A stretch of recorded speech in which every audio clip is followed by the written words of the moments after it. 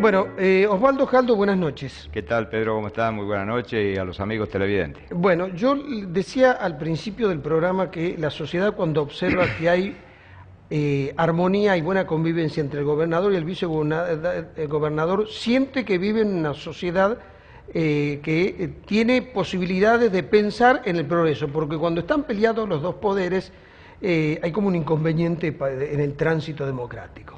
Sí, la verdad que uno cuando asume un rol político, institucional, tiene que saber para qué y por qué.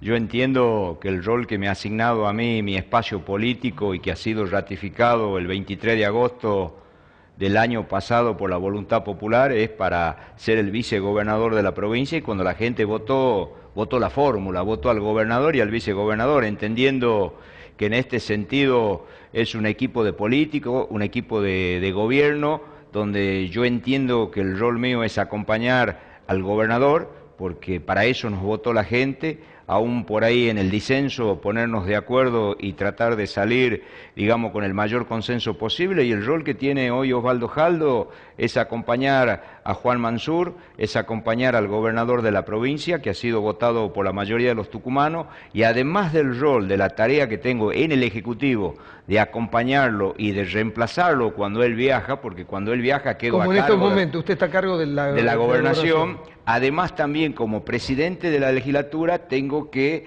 crear el ambiente y las condiciones necesarias tanto entre el oficialismo y la oposición para darle las normas, las leyes que necesita el Poder Ejecutivo para gobernar, y en ese sentido nosotros desde el primer día que juramos nos venimos manejando con total armonía con el gobernador de la provincia. Bueno, esta comprensión no la tuvieron todos los vicegobernadores, porque me decía un constitucionalista, fíjate que elegimos una fórmula para el Ejecutivo, pero resulta que uno de las fórmulas se va a otro poder, y es cabeza de otro poder independiente, y maneja su propio presupuesto. Entonces me decía, hay que cambiar la figura del vicegobernador en la provincia, porque si no, puede traer equívocos. Y hablábamos de la relación que tuvieron, por eso quería abrir el programa sobre esto. O sea, a ver, la percepción que tenemos es que hay armonía, y la percepción que tenemos que esta es una legislatura que pretende cambiar toda la historia de los últimos 12 años, que parecía una legislatura sin actividad, con la luz apagada, opaca. Esta es una legislatura que está teniendo un nivel de actividad enorme. Bueno, esto tiene que ver con lo que hablábamos al comienzo. Yo lo que creo que en el Poder Legislativo, que hoy yo tengo el honor de presidir, no hay duda que también nosotros nos hemos puesto como objetivo tratar primero de respetar a las minorías, segundo, incorporarlo al funcionamiento de la legislatura. Después de muchos años, recién un legislador de un signo político partidario no del mismo del nuestro está ocupando un lugar en la mesa de conducción de la Cámara.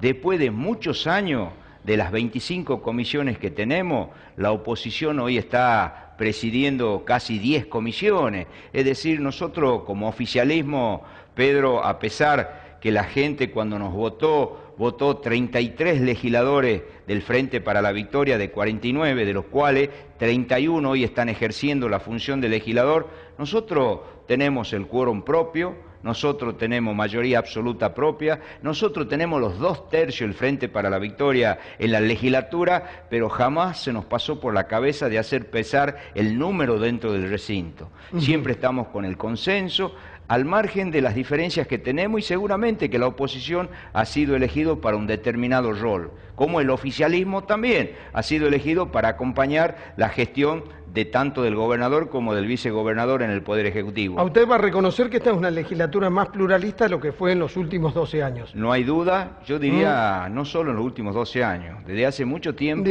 que no se ve una legislatura que no solo está conformada de la manera que está, que como decía recién, la oposición representada en la conducción de la Cámara. Segundo, la oposición representada en más de 9, 10 comisiones y comisiones importantes dentro del Poder Legislativo. Y además, si ustedes observan, los temas que van saliendo en cada sesión de Cámara, no sacamos únicamente los proyectos del Poder Ejecutivo. no sacamos únicamente los proyectos de los legisladores oficialistas, sino que esta legislatura también, en el orden del día de las sesiones que venimos teniendo en los últimos tiempos, también van incorporados proyectos de legisladores y de los diferentes espacios políticos de la oposición. Bueno, no dejó de llamar la atención que usted en las últimas horas dijo que el ministro de Gobierno y Seguridad tiene que ir a la legislatura a reunirse con los legisladores, que fue una iniciativa de la oposición. Seguramente, yo creo Sigue que teniendo esa convicción, tiene no hay que ir duda a, dar, de eso, yo diría a darles que, una explicación a lo que ellos quieren sobre la política Pedro, de yo soy seguridad. un convencido que todos los ministros tienen que estar preparados porque en cualquier momento la legislatura lo puede invitar o lo puede citar para que den explicaciones respecto al funcionamiento de las áreas que ellos representan. ¿Usted percibe que se ha complicado un poco el tema de la inseguridad? ¿A qué cree que se debe? Si coincide con esto, ¿y a qué cree que se debe? Pero yo creo que este es un tema que a nivel nacional nos tiene preocupado y que por supuesto la provincia de Tucumán no está exenta. Y nuestra responsabilidad está en la provincia de Tucumán. Y nosotros como gobierno de la provincia no podemos negar que hoy la gente está intranquila, que hoy la sociedad tucumana, yo diría, hasta tiene miedo, y en ese sentido nosotros primero tenemos que reconocer que tenemos la dificultad y tenemos el problema, pero de la misma manera tenemos que decir que venimos trabajando, no solo nos preocupamos, sino que nos ocupamos. Yo creo que se está incorporando tecnología como nunca en la historia, se está incorporando hombres y equipamiento como nunca en la historia. Seguramente esto es importante, pero no suficiente. Además también venimos, y nobleza obliga, venimos haciendo un trabajo conjunto con el gobierno nacional, como es el hecho que Gendarmería Nacional se está instalando con mucho más hombre y más equipamiento en Tucumán como punto estratégico de la región. La Policía Federal también instaló otro destacamento y amplió el que tenía, es decir, estamos haciendo un trabajo conjunto entre Policía de Tucumán, Policía Federal, Gendarmería Nacional, es decir, que el Gobierno Nacional con el provincial en un tema que le toca muy de cerca a la gente, como es la seguridad, estamos trabajando de común acuerdo y entendemos que esto en mediano o largo plazo va a causar su efecto. Bien, lo que nos está diciendo es que para usted esto es un fenómeno pasajero. Yo lo que digo que es un problema que está y que tenemos que luchar y combatirlo, y para eso nos estamos preparando y ejecutando las acciones de gobierno que venimos teniendo. Osvaldo Caldo, usted habló que en las elecciones decidió la sociedad que el oficialismo tenga 33 bancas. Hoy solo se ocupan 31 bancas. Una banca no lo ocupa un legislador que se le ha dado 120 días de suspensión. Eso y me imagino que se va a definir cuando se llegue a los 120 días para ver cómo está la situación de ese legislador que tiene una causa en la justicia de Santiago del Estero. Sí, eso fundamentalmente, a ver, muchos pensaban que el oficialismo no iba a tomar este tipo de medidas, como es el hecho de que cuando un legislador incurre en una situación de estas características, nosotros para nada vamos a avalar ni vamos a tapar este tipo de actitudes. Nosotros... Sí, le diría, a ver, en los años que tengo de periodismo no recuerdo un caso así, que el oficialismo acepte a un miembro de su bancada suspenderlo. Así es, y nosotros teníamos los números, o para tomar la medida que se tomó, que es la suspensión, o bien también teníamos los números o para apañarlo o para darle una simple licencia voluntaria por enfermedad, pero nosotros no, nosotros hemos consensuado con la oposición y entendíamos que esto era un problema para ese legislador y es un problema para ese legislador y además un problema para el Poder Legislativo. Y en ese sentido esto depende de lo que vaya marcando los tiempos y las decisiones del Poder Judicial Federal de la provincia de Santiago del Estero. En algún momento, en declaraciones periodísticas, Emiliano Vargas Ayná se dijo que quería dialogar con usted. ¿Cuál es su postura? ¿Es la institucional decirle no hay diálogo mientras no se cumplan los 120 días? Creo, Pedro, el diálogo no se lo podemos negar a nadie, de hecho que ya este legislador ya viene conversando con el presidente subrogante y seguramente si yo me tengo que sentar a conversar, me voy a sentar a conversar con él. La otra banca que no se ocupó es la de Mansilla, que le voy a dar una primicia, tal vez usted ya tiene información, es un político que se levanta bien temprano. Tengo que contarle a la gente que a veces cuando yo lo visito a usted para intercambiar, me cita a las 7 de la mañana. Ya está en actividad. No se olvide que vengo de la actividad tambera como Dominguito Colombre, que se ordeña a las 5 de la mañana. Claro, o sea, todavía el gallo no quedó difónico. Así le ganamos al gallo. Bien, la Corte Suprema de Justicia de la provincia tiene que conceder o no el recurso de queja a Mansilla. ¿Se lo van a conceder? Bueno, yo Lo que no significa que se decida la cuestión de fondo si él puede o no ocupar una banca, porque Mansilla fue candidato en 2 elecciones, lo que pasa en una elección fue candidato y no asumió la banca. Entonces se va a estudiar si lo que dice la Constitución es que no puede repetir su mandato con el hecho de ser 2 veces candidato en 2 elecciones. Sí, acá lo que hay concreto es que la justicia le ha permitido que Sergio Mansilla sea candidato y que ha sido elegido por la voluntad popular el día 23 de agosto.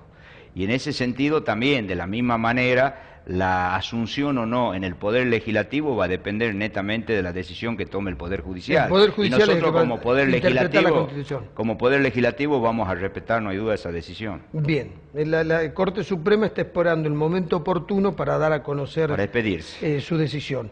Hoy hubo una buena noticia. El gobernador Juan Mansur desde Buenos Aires comunicó que a Tucumán se le van a otorgar 670 millones de pesos. ¿En concepto de qué? Bueno, a ver... ¿Es la deuda de la Nación con la provincia para este año? Claro, puntualmente este es el tema que los gobernadores de las diferentes provincias venían planteando, un trato igualitario de 3 o 4 provincias que se le había reconocido la coparticipación plena, es decir, que se le estaba girando el 100% de coparticipación que por ley corresponde. Y en este caso lo que se estaba pidiendo, o lo que estaba en discusión, o lo que está, mejor dicho, en discusión, es el 15% de coparticipación que algunas provincias no lo están recibiendo. Y en este sentido yo quiero destacar que ustedes saben que nosotros durante el periodo preelectoral, luego durante las elecciones, no hemos tenido una muy buena convivencia, primero con el partido gobernante y después con el actual gobierno nacional. Y en ese sentido, nosotros con el gobernador Juan Mansur hemos tomado una decisión política institucional de buscar un acercamiento con el gobierno nacional, porque nosotros entendemos que no lo podemos dejar a los tucumanos, que no podemos privarlo a Tucumán de que tenga los beneficios de una política del gobierno nacional, por el solo hecho de ser de un signo político contrario. Y en ese sentido venimos teniendo un acercamiento muy importante, repito, desde el punto de vista institucional, que no quiere decir claudicar lo político, y en ese sentido estamos consiguiendo cosas. Usted sabe que había muchas dudas, ¿no?, en los analistas políticos, en los sectores privados, sobre cuál iba a ser la convivencia entre Mansur y Macri. Yo creo que la actitud que ha tenido el gobierno provincial con relación de la Nación ha sorprendido a propios y extraños. Sí, había gente que tenía que decidir inversiones en Tucumán que me decía, no puedo hacerlo hasta no saber cómo va a estar la relación política. Bueno, este hecho político institucional es lo que hay que destacar, Pedro.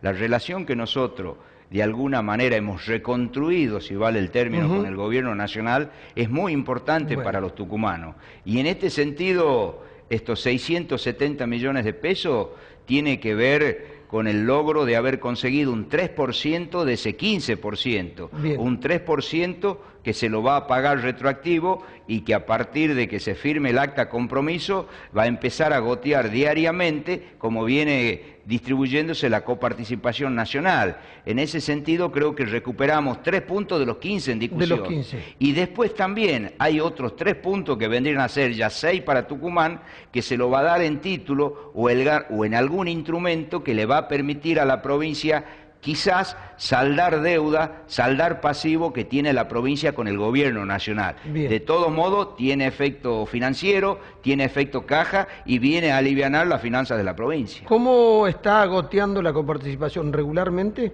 Sí, en esto se viene cumpliendo en tiempo y forma.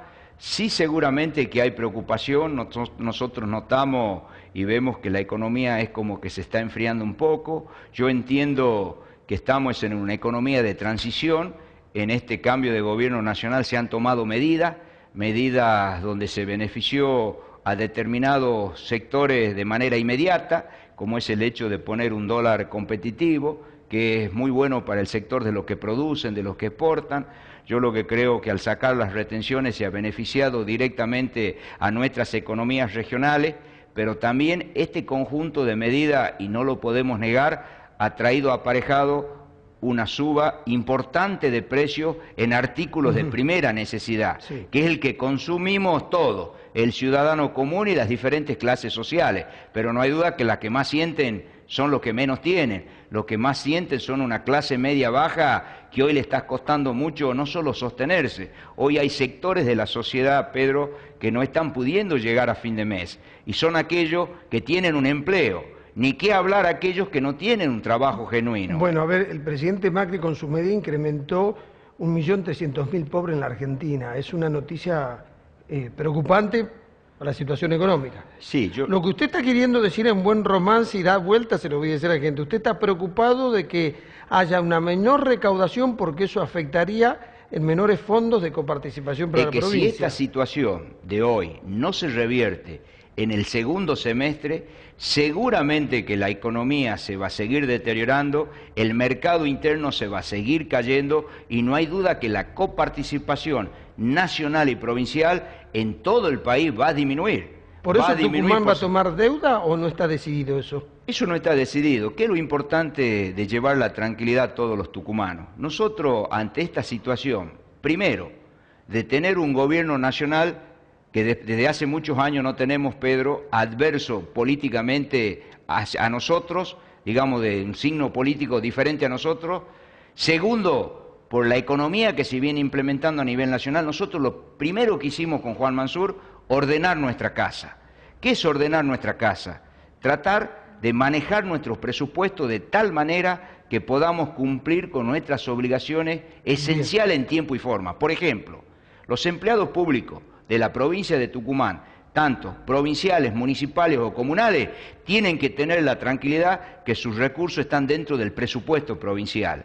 Los servicios esenciales para que las escuelas funcionen, para que los hospitales funcionen, para que la seguridad funcione, que se queden tranquilos que están dentro del presupuesto provincial. Ahora, yo lo vengo diciendo desde hace mucho tiempo en su programa, la preocupación nuestra es la generación, la inversión pública en materia de obra pública, que nosotros vemos que hasta hoy hay decisiones importantes que viene tomando y anunciando el presidente. Pero fácticamente todavía no se puede. Pero en el territorio no la estamos viendo. Está bien. Y con esto estamos produciendo una parálisis en la inversión dentro de Tucumán y también estamos perdiendo fuentes de trabajo, sobre todo en el sector de la construcción. Yo estoy recibiendo permanentemente a los diferentes sectores. Yo he recibido a la Cámara de la Construcción en la legislatura. Y la pequeña y mediana empresa hoy está con candado, está cerrada la puerta. Es una situación extrema, preocupante. Que no ocurría en años. Que no ocurría de años. En realidad venimos de una realidad totalmente diferente, de mucha obra pública.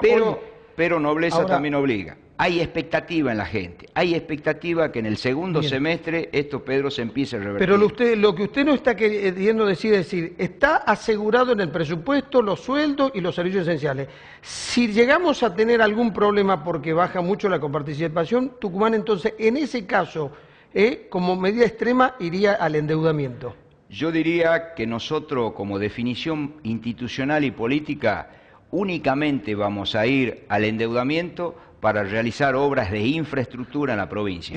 No vamos a ir al endeudamiento para cubrir déficit, corriente. Para gasto corriente o para financiar planilla de sueldo. Es decir, no vamos a endeudar nunca más a Tucumán para pagar sueldo. Nosotros, si llegamos a tomar un crédito, va a ser para una obra de infraestructura determinada y con beneficios calculados de tal manera que podamos reactivar nuestras economías regionales, nunca para cubrir déficit. Bien, para terminar, hablamos sobre la lechería, bueno, usted la conoce, viene de esa actividad, hablamos de la construcción y la situación que está viviendo, es una buena noticia lo del aeropuerto por lo que va a significar la exportación de arándano, pero Tucumán también es azúcar. ¿Qué va a pasar con el ingenio San Juan? ¿Va a moler o no? Porque en Tucumán, cuando hablamos de un ingenio en crisis, estamos hablando de un tema que tiene que ver con la tranquilidad social de nuestra provincia. Nosotros en estos 6 meses hemos tomado definiciones, Pedro, muy importantes, como es el hecho de que el Estado ande y camine de la mano del sector público.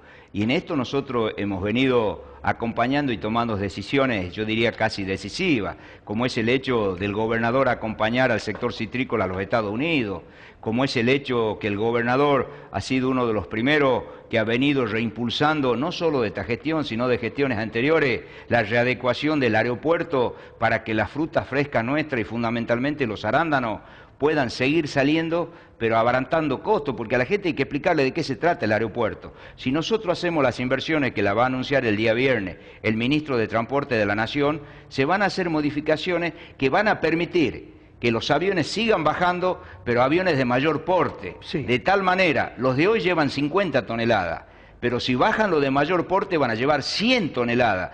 Quiere decir que el flete a los productores de arándanos se los reduce casi al 50%.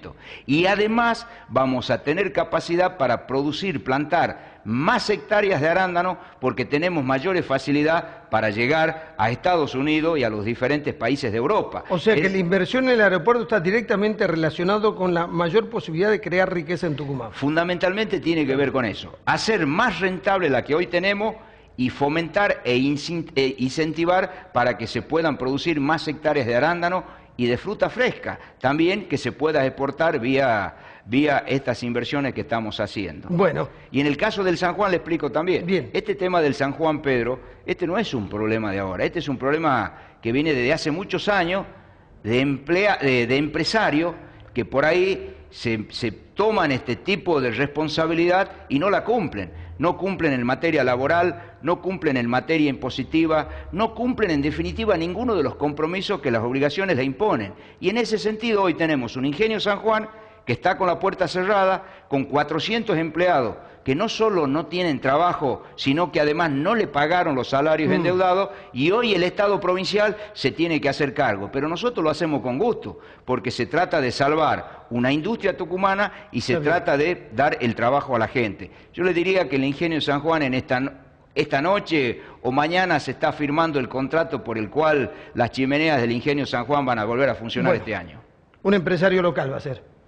Más de uno, yo creo que es un tipo de unión de una UTE que van a tratar de llevar adelante la explotación del ingenio. Bueno, vicegobernador, muchas gracias. Gracias.